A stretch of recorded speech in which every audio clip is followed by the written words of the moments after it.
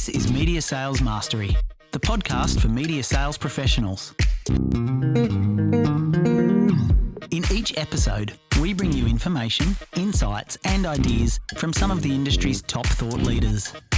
Connect with us to help pick the topic and guide the show. This is Media Sales Mastery, the podcast for media sales professionals. I'm your host, Jamie Wood, and our topic today, post-pandemic presentations. Now, perhaps one of the most notable differences in the media sales industry, particularly post-COVID, is how we now sell to our clients. Now, it wasn't that long ago that the idea of pitching a large media deal via video call seemed completely foreign. These days, several media companies actually have dedicated inside virtual selling teams. It wasn't that long ago that one of the central tenets of media sales was to get in front of the decision maker, to put forth a compelling, persuasive argument. These days, many clients are actually saying they prefer to be engaged virtually. And it wasn't that long ago that media salespeople would be paying multiple visits to an agency or a client per week. These days, work from home has made assembling a full agency team in a room extremely challenging. In fact, a lot of agencies now have preset days and sessions that publishers need to book, weeks in advance in order to ensure they have a captive room. So, what does this kind of new world mean for frontline sellers, particularly those of us who need to generate revenue by delivering persuasive sales presentations to clients? Well, that is what we are here to unpack today. I guess today, someone I've wanted on the podcast for a long time. We have been cursed, I think. We've just tried to make this work. It is Nick Efstathiou. He is the CEO of Central Media Group. He's based in beautiful Bloemfontein in South Africa. And this was a great chat. I just finished recording now. It was very conversational. I didn't do my normal pre-prepared questions, but I think organically we just had a great chat and were able to unearth some really interesting insights around not only how he structures his organization, how he sets his team up for success, but specifically, the way that presentations are a whole of company kind of ethos for our Central Media Group, which I thought was really interesting and something that a lot of people could take a lot away from. Without any further delay, let's jump in now. The first five. Nick, welcome. Good morning. Hey, thank you. I know we had a difficult time scheduling this podcast together, but we won't go into that. But tell us a bit about your background in media and tell us more about your current role at OFM. So I started the radio journey in 1996 at a community radio station in Port Elizabeth, now called Beberga, is the new name of the city.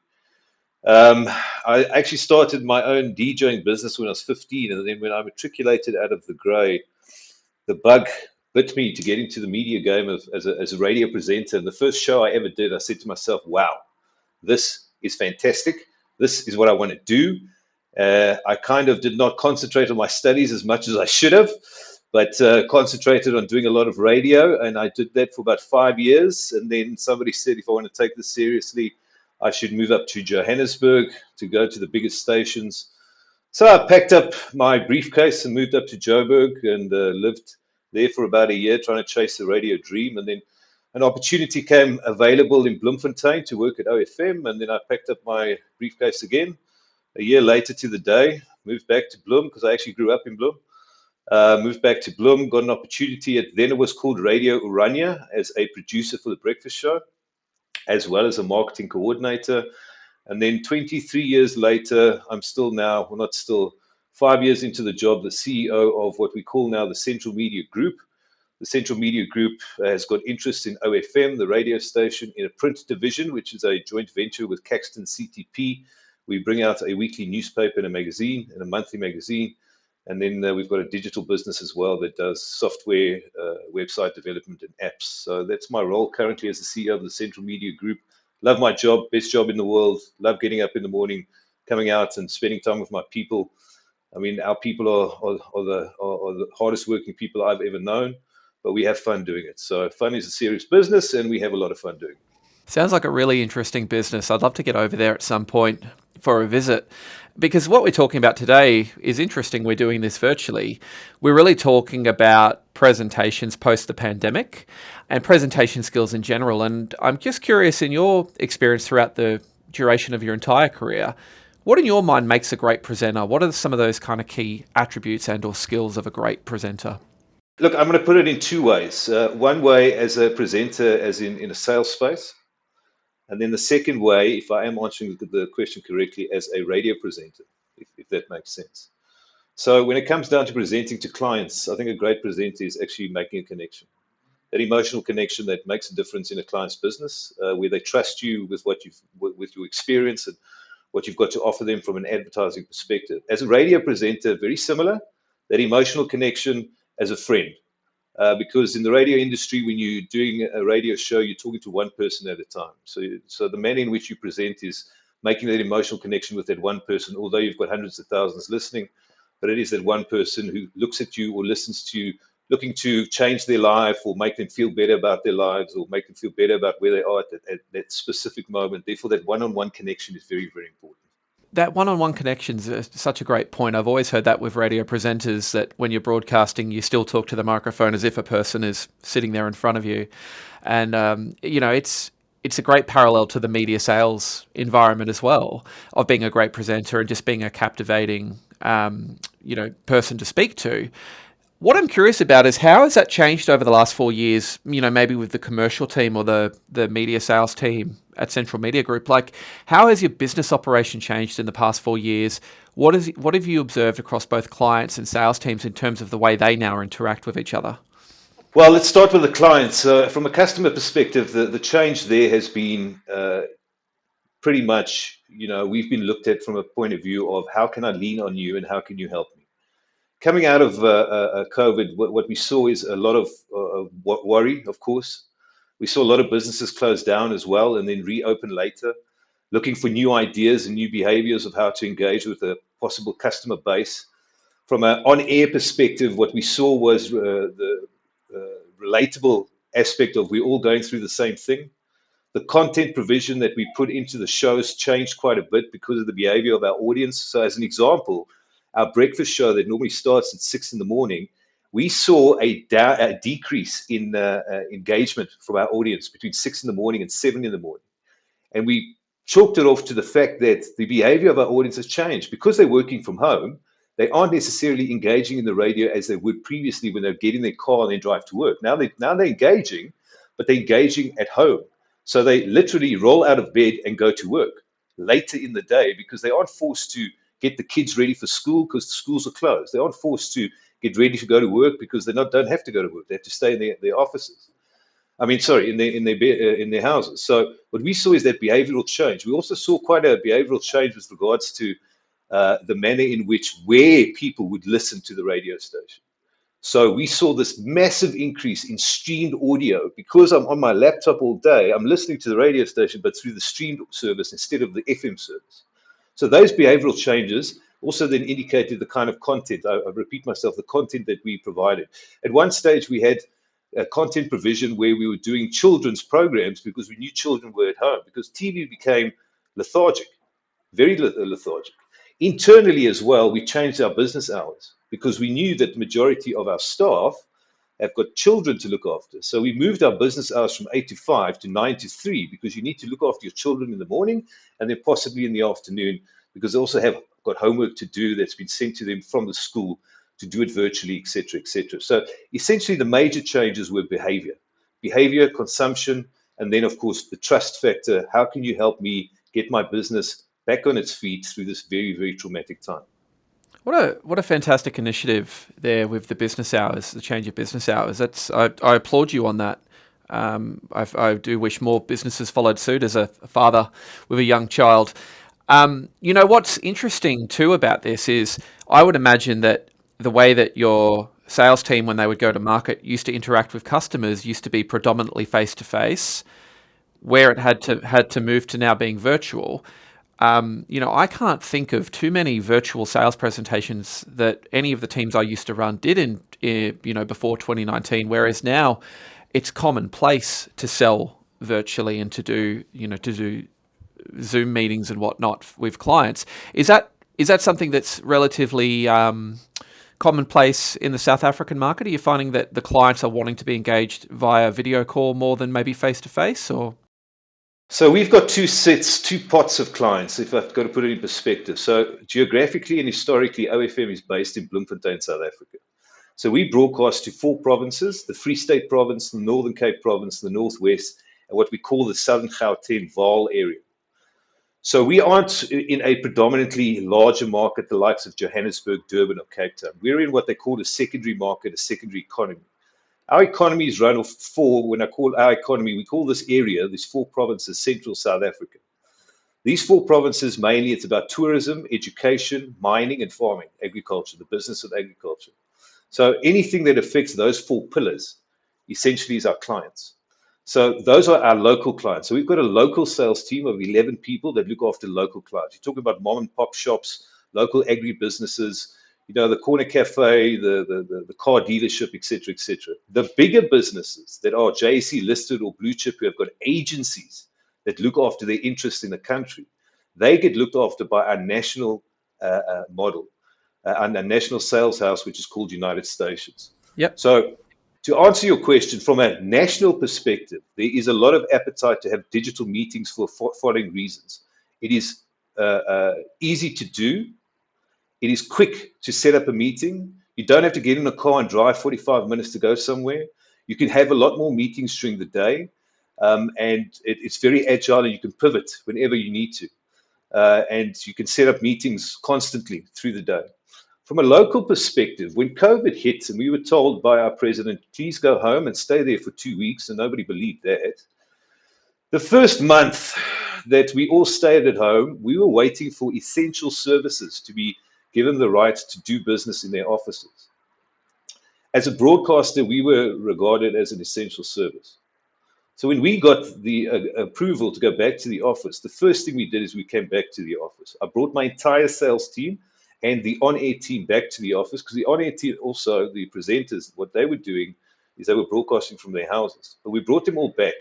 From an operational perspective, we saw the opportunity that we needed our sales teams in the office to be able to service our clients. But over the first 6 weeks when we all came back, it was the 1st of May 2020. When we came back over those 6 weeks, a lot of clients weren't open, and they were asking to actually just have digital meetings because they were still at home. Eventually, organically, it changed where we could do face-to-face, but of course under regulation with a mask and sanitation and distancing and all that jazz. And because we took the step to go and see our clients face-to-face, we saw a remarkable change in our revenue operation, because we sat with them, we cried with them, we empathized with them of what was happening in their business, but we also helped them to negotiate and also narrate what they're going through, to set up a empathetic message instead of trying to sell something to a customer base, because we were all going through the same stuff. So in conclusion, from a local perspective, face-to-face came back and became very strong, but from a national perspective, the virtual meeting space is still actually quite effective to this day. Yeah, fantastic. Yeah, shout out to Rivik and the team at United Stations. I know them well. Let's jump into the main topic here, Nick. Media Sales Mastery. Because what I want to know is, from your perspective as a CEO, why is a constant focus on presentation skills so important for a media sales professional? What impact, in your view, can good presentation skills have on a media sales professional's success and ability to be effective in market? I think the answer to that is trust. Pride, trust, understanding, education. What we do quite a lot at our organization, once every quarter, I push out a product knowledge test to the entire organization so they understand what's happening in the business. We just came from a conference, an OFM conference about a week ago, where we took the entire radio station, be it the presenters, the marketers, the content providers, the producers, the sales team, the entire organization. And what we do once a year is we talk about, what do I do and what value do I bring to this business, and what value does the business bring to you?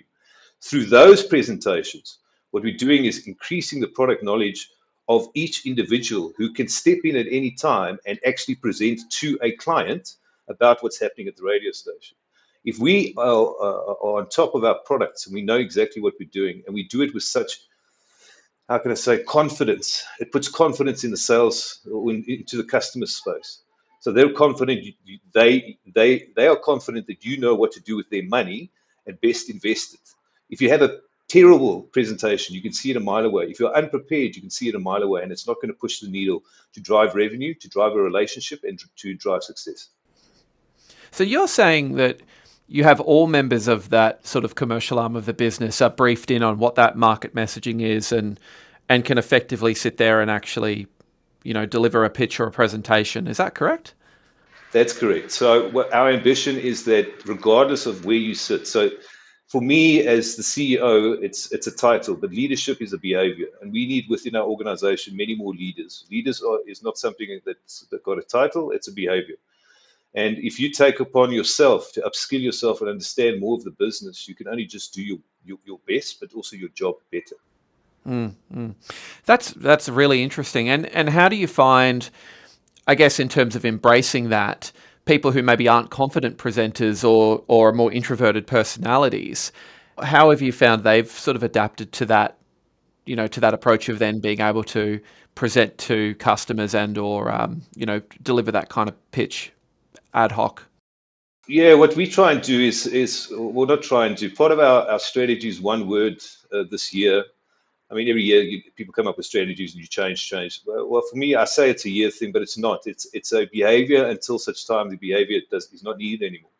It's a one-word thing that I call collaboration. So if we can collaborate together, it's not expected of you just to walk in and do something. What is expected of you is to actually sit down with the seniors or the juniors or anybody and collaborate in a way that you understand exactly what is required of you to do to take to market. We've seen great success in that, and that creates confidence. And also, what works quite well is that collaboration in a presentation in a sales space of more than one person. So you take one part of the theme presentation, and somebody else takes the other part. Essentially, you pitch the idea, and somebody does the cleanup. That collaborative kind of model works very well for us. Yeah, no, I can completely agree. I think the benefit of, as I sort of say, casting the presentation, so having multiple presenters, but all with a very specific role as to what they do when they come in. Maybe someone senior in the room opens the presentation and closes, but throughout the middle, you can actually bring in different subject matter experts, or the salesperson can take the lead on certain elements. Very effective technique. Great to hear you're really embracing that. What we've seen is that when you bring in the experts in certain spaces of the business, that's why I refer back to our conference that we had.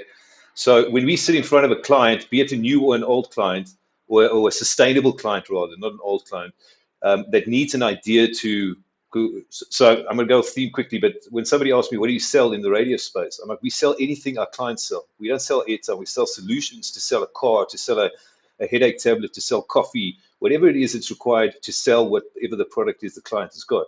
So then get the people in the room that actually push that needle, that is part of the value chain. You have the salesperson, you have the producer, you have the creative elements. Then now and again, also some of the presenters that have to execute the idea. So they can assist by saying, this is how we're going to do it. This is what it's going to sound like. That's what it's going to read like. So that collaboration just, again, puts a little bit of confidence in the radio station's ability to be able to help the client do what they're required to do and meet their objectives. And I've worked in radio for 11 years, but I'm curious on your perspective. If you're going into a competitive pitch scenario, maybe there's 2 or 3 publishers that are on the brief, and you're going in looking to secure that revenue, what kind of difference to the outcome do you think it makes having a really strong team of presenters that go into that presentation? Like, can a great presentation actually, allow you to generate an unfair share of revenue out of the market? How critical is it to winning and being competitive? Well, to winning and being competitive all comes down to knowledge. I repeat myself there, but for us, it's very important that our presentations are above that of our competitors, as well as the access that we give you to a quality audience that have got the spend to come and buy your product. That makes us quite unique in a sense. That in our market, we do have competitors from a listening perspective, but also from an advertising. Look, our competitors from an advertising perspective is anybody that sells advertising, be it a flyer, be it a print, be it online, doesn't matter. But what we bring to the market is unique creative elements that change the narrative for a business. And I think that's where we sit when it comes to presentations, the way that we conduct it. Yeah, and it sounds to me like you actually have a proposition that really needs to be presented in order to sort of explain what the full value proposition actually is and how it works across the assets and all that.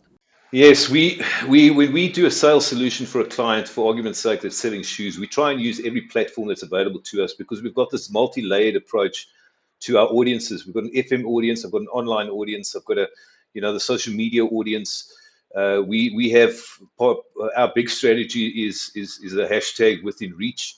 So the radio station is within reach to our audience at any time on any platform where they take part in. And this is now we're talking about FM, online, social media, events, sports activities, sports sponsorships, music events, etc., etc.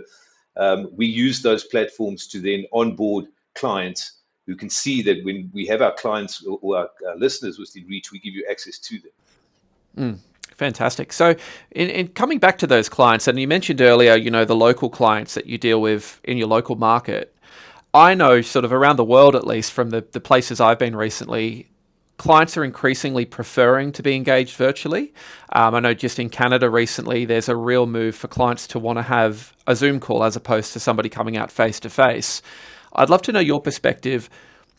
Is that something that sales teams should lean into, or is it something that you actually lose an opportunity to really put forward a compelling or persuasive presentation by not actually being able to deliver that in person with the customer? I think it comes down to who the customer is. So if I look at our customer base of guys or businesses that have advertised with us for over 20, 25 years, those clients trust you anyway, regardless of what form you take in a meeting. The trust you've created over those years, you can do virtually.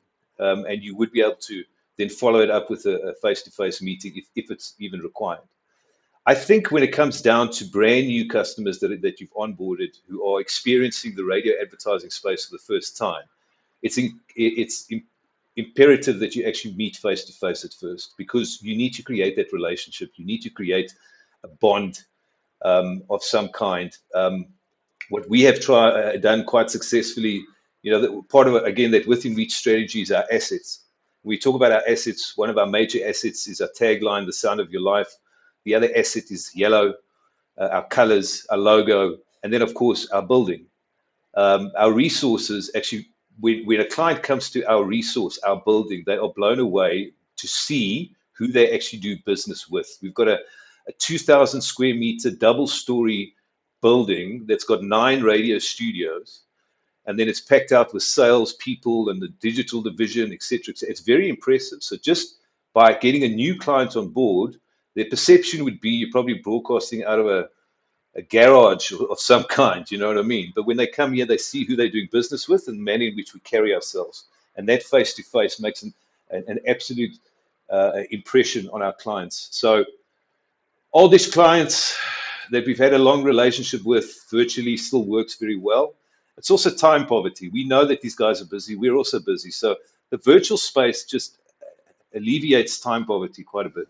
I could not agree with you more about having a great facility. I think, as a staff recruitment tool, as a client onboarding tool, it just cannot be understated having a nice environment. That's a really good point you make, though. If time constraints are a factor, if the client genuinely has said that they've got a preference for a virtual presentation, what are some techniques or approaches that you might advise people take to still ensure that that's a successful, productive sales conversation? Well, we need to understand what our objectives are before we go into the conversation. So preparation beforehand is quite important. Understanding who the client is coming through is quite important. Also understanding what the client is about, not just his business, but we take it quite seriously to understand the client from a personal perspective: married, unmarried, plays golf, has kids, has a dog, just these kind of soft, touchy-feely things that we're not just here to do business, we're here to create a long-term relationship. And how much of that sort of research do you find actually sets up the call? Is it very much about having a social element to the virtual call to begin with and sort of establishing that rapport? It is. It creates a surprise. I've seen this in a few clients that are very surprised that we know so much of them. It creates a good start to a relationship, to understand that we're still all people. We're not just businessmen. We all have our own cross to bear and some of us go through tough times, some of us don't. But the more we understand about the client, the more we get to understand about his business, because he's invested his time and energy into what he does. And then it also affects what's around him. So if we're aware of what's around him, wherever we can assist, that's important. Yeah, fantastic.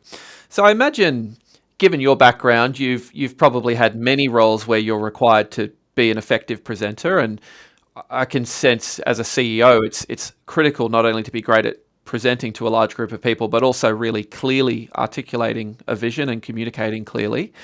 How does someone actually sort of improve their skills as a presenter in your experience? Like someone who's maybe an introvert or someone with a more reserved personality that's petrified of public speaking. Have you got any advice for them as to how they might sort of improve that? So many years ago, so when I first joined the then Radio Rania that became OFM, I wasn't expected to do any kind of presentations.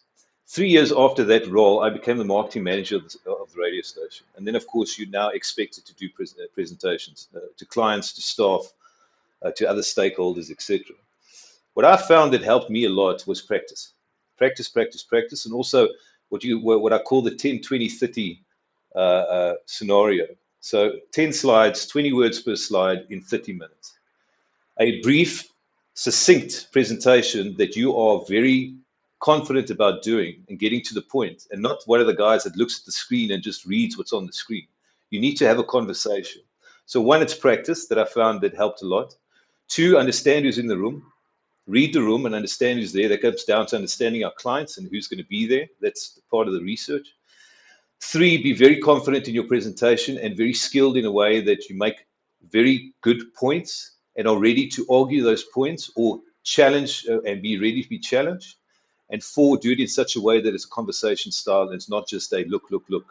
I find those kind of presentations quite boring, but at the same time, it doesn't end with an objective. But if you practice and you know what your objective is, if my objective is just to set up the radio station to show you what it's about, then that's what we do. If our objective is to get you to sign a deal on the same day, that's the kind of presentation you need to do. Each presentation is not the same. The practice part is the one I've always found really interesting, that, you know, role-playing presentations, practicing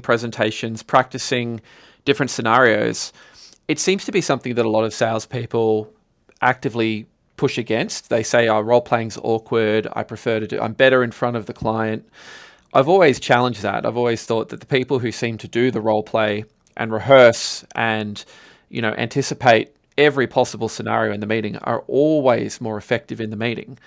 I'm curious to hear your perspective on that. For those people that sort of say role playing feels a bit awkward, what do you say to that, Nick? So when we do the role playing here, it is a bit awkward.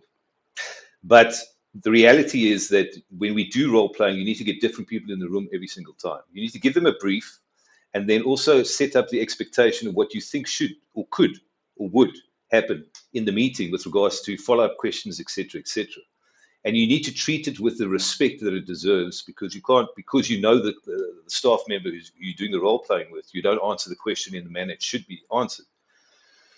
Role playing in practice, yes, again, it is awkward, but it's important because it puts you in a space like if you were a professional footballer, if you do not train, you're not going to play well on Saturday. So for us, I see it more role playing training than anything else, and that training just sets you up for a good meeting. Yeah, absolutely. And you mentioned something earlier around reading the room, which I thought was a really good point to hang on. What kind of non-verbal feedback or cues are you typically looking for in those presentations? You know, how do you ensure that your messaging is being received as you've intended? What's your process? Well, essentially, we try and ensure that that the client that we're speaking to is not playing on his phone. So as soon as they grab their mobile phone, you know you've lost them somehow. So you need to bring them back. The second thing is when the client is taking notes. That's very, very important. Then you know you've got some kind of buy-in because they're going to ask questions about certain elements. What we try and do in our presentations is not take questions during the presentation, only take questions afterwards so we can have a more robust conversation. We also share the presentation afterwards. So there is a take-home piece that you can look at again, and depending on what the objective of the meeting was.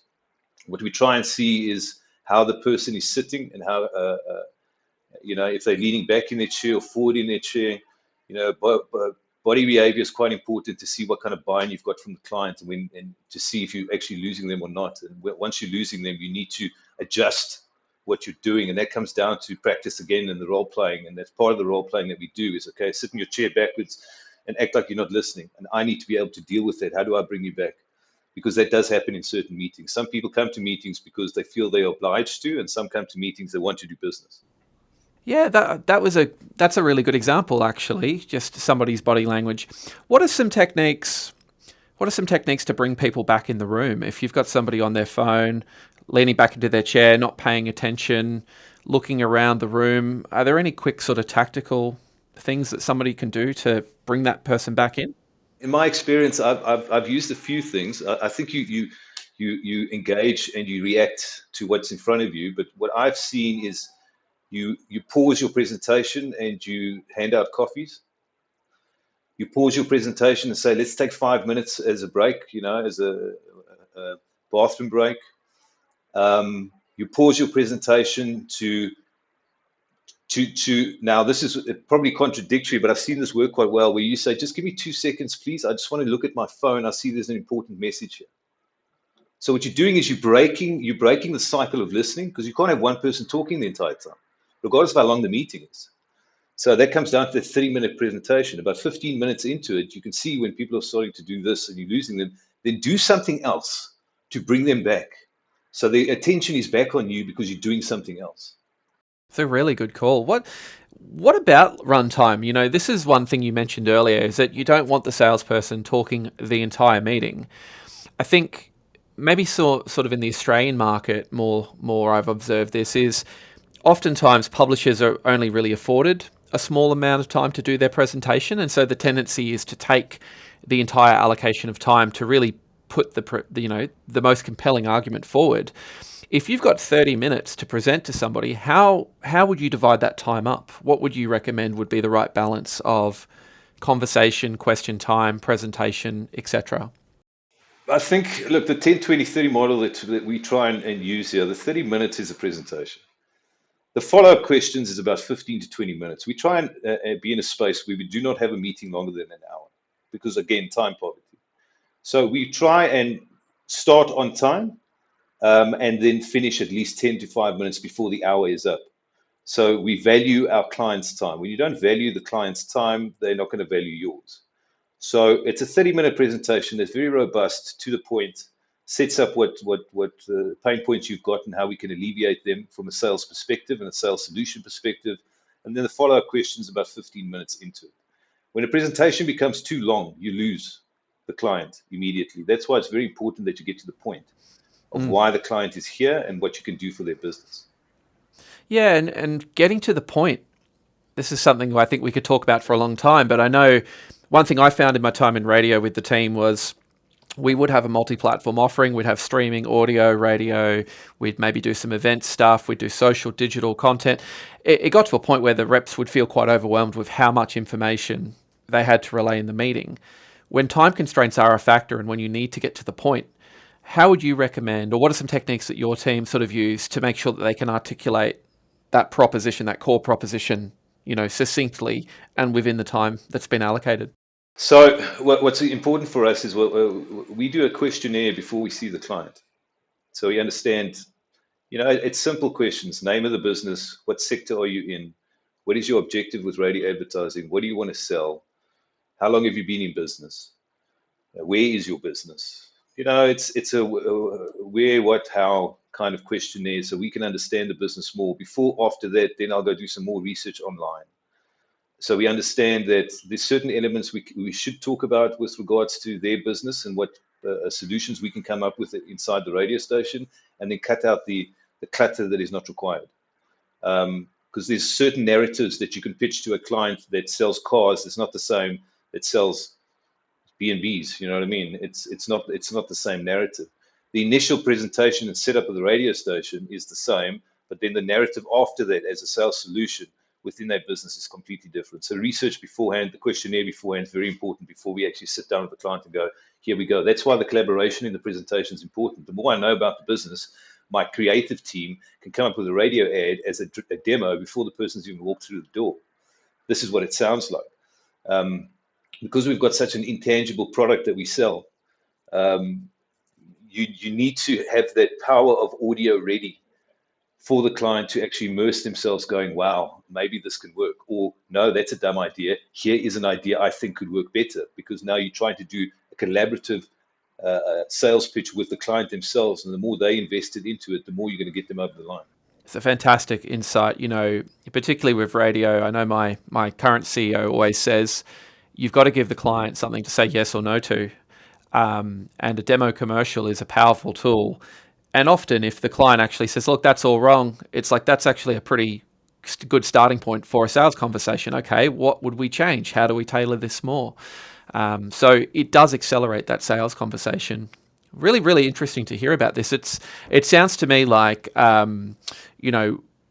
that approach of having that more collaborative team environment, you would have to really police that a lot as well to ensure that whilst you've got people in the room that might be the creative person or somebody from programming or somebody from marketing, that everybody just understands what their function and role is in the room and in that client presentation, and when to talk and when not to talk as well. Yeah, you need a facilitator. We find that. So if I'm in a meeting, it doesn't mean I'll be the facilitator as a CEO. I'll do a certain element of the presentation, but somebody has to run the dance, has to run the drama. This preemptive rehearsal that we've done. Somebody has to pinpoint, and okay, now he's going to do this and that, and you all know what your role is in that space. While what we've also seen is the more people. You don't want to have, like, if you only have one client, you don't want 15 people in the room. If you've got one client, maybe 3 or 4 from the station, but it just shows commitment we've got to your business, and we've brought in all the geniuses, which I call my team the geniuses in their certain elements and their strengths, to tell you how we're going to do this, because not one person that does it. It's a team that works behind. So from a local sales perspective, I keep reminding our sales team, our radio sales team, we are actually not just radio sales people. We are our clients' marketing managers. So that's quite important, that the messaging we give them, they see as the client's marketing manager, the team behind what it is that we create. Yeah, and it's important that you walk that talk and that you do have those people involved in the presentation and plugged into the client as well. We're getting to the end here, Nick. I've got the listener question. I can't ask my sales manager that. Hey Jamie, I've been getting a lot of feedback that I need to make my client presentations more conversational. I'm not sure how to do this. Any tips? What's your initial impression of that one? More conversational. When you have it more conversational, it's easier to consume than being a presenter that goes bullet points and one this, when you're sitting and then you're just reading off the screen. Conversational makes you human.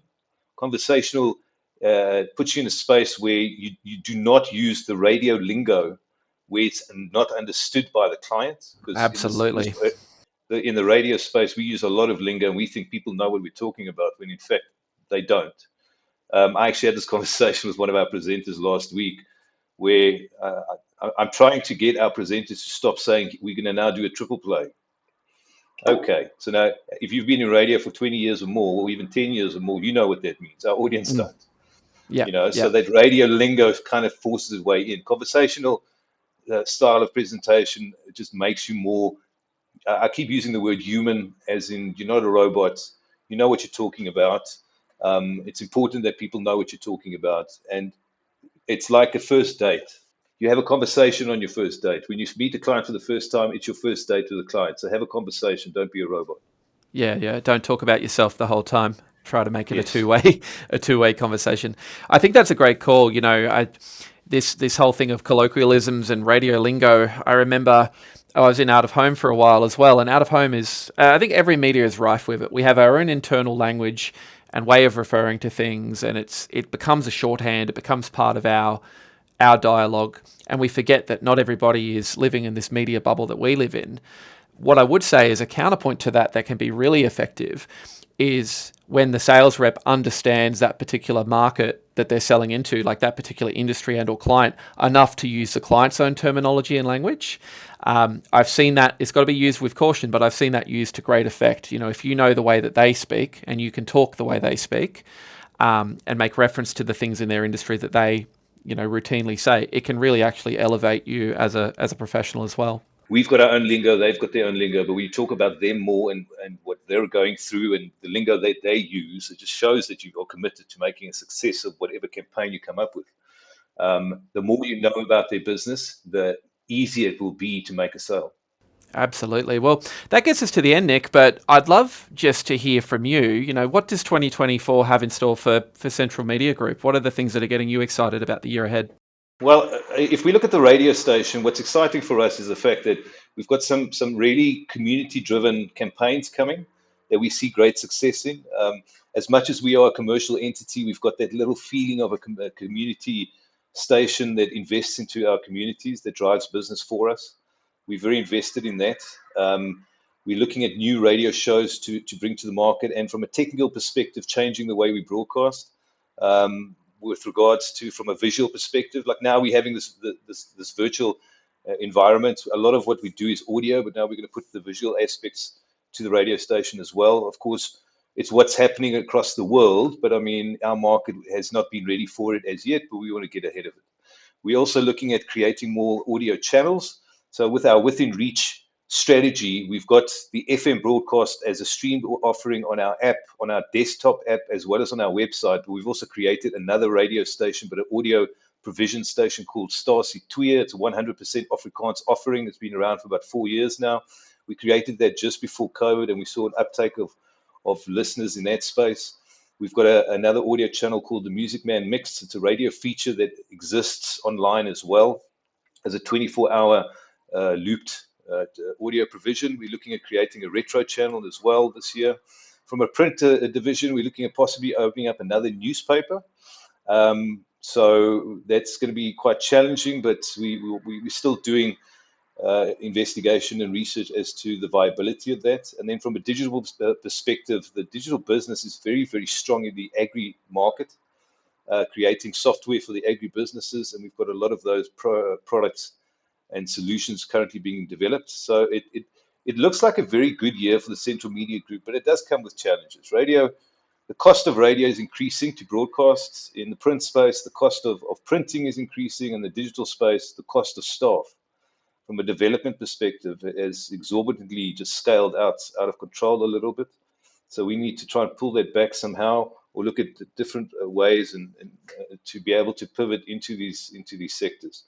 But overall, the Central Media Group is a very strong organization. We've got some fantastic people. I care about our people quite a bit, that do a really great job. And what we're very lucky with is that we don't have massive churn of our seniors.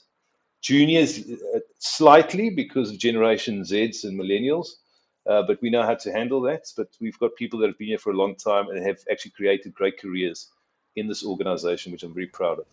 Sounds like a wonderful organization. I mean, I'm very fortunate. I get to work with media companies all around the world, and there's only a small number that are talking about growth and innovation the way you are. So very excited to see how that all goes, and just want to thank you again for being with us here today, Nick. No, thank you very much, Jamie. It's been fun. Thank you very much.